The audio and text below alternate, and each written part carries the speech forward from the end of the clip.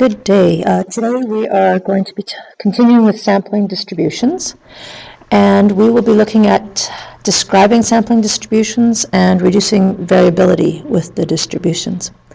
So I'd like you to think back on the experiment we did in class yesterday, or last class rather, which was on looking at the probability, the sample data when we drew poker chips out of a bag and we were counting the number of red chips. I'd like you to think how we could have improved the sample probability in that, and some ideas you might come up with. Or we could change the sampling method. We could increase the sample size. We could also increase the number of samples. I'm sure you've thought of those.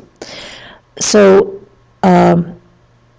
just to recap, what is sampling variability? And it is the value of the statistic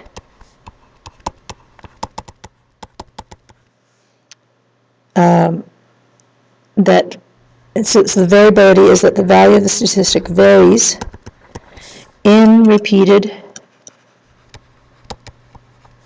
random samples. So, for example, with our poker chip sampling, each student, different students got different values for the proportion of red chips in the whole thing. So the proportion varies from one sample to the other. But if we take the mean of many different samples, we start to focus in on the proportion of red chips that are actually in the bag. So chance behavior, we can think of it in the short run and in the long run. So in the short run, we have a lot of unpredictability, because it could be one of various numbers. So individual outcomes are unpredictable.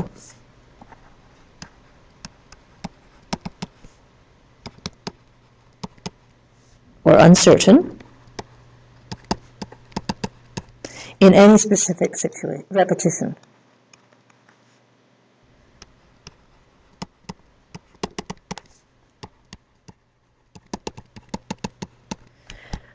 But even though it's unpredictable for a given repetition, as we do more and more, over the long run, outcomes tend to follow a predictable pattern. So a regular distribution, in other words.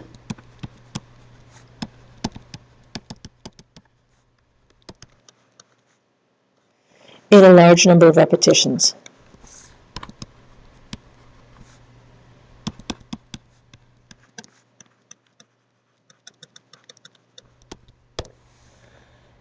Right, so let's look at what we had last class. We drew samples of chips from a pail, or in our case a bag, to estimate the proportion of red chips